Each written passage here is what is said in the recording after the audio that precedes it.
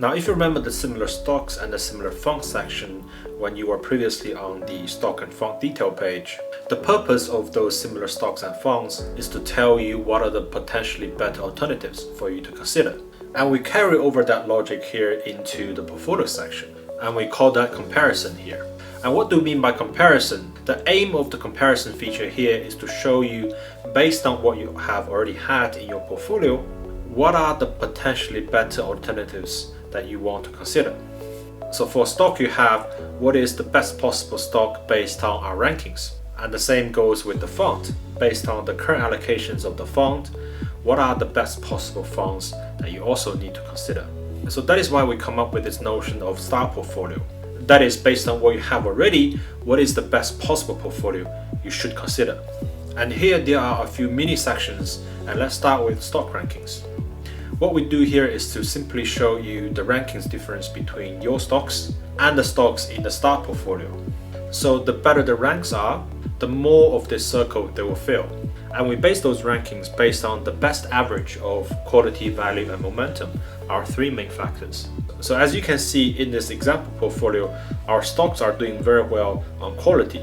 That is why their quality rank on average is actually better than the average rank of quality for the star portfolio stocks.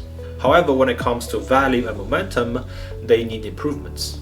And here the average value rank for our 5 stocks in the example portfolio is actually missing quite a bit in comparison to the star portfolio. And also when it comes to momentum, they have room for improvements. So the visual here is to help you gauge the difference between your stocks and the stocks in the star portfolio.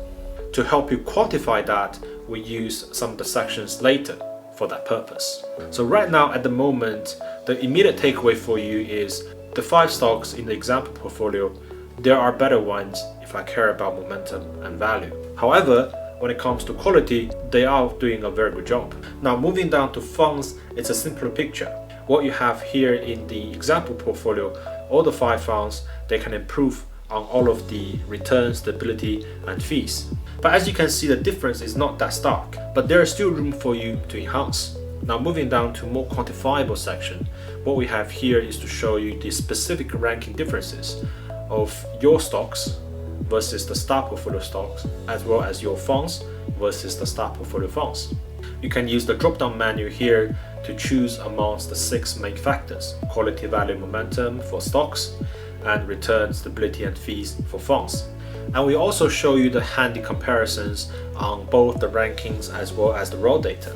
So you can see the differences of metrics such as return on equity or dividend payout ratio.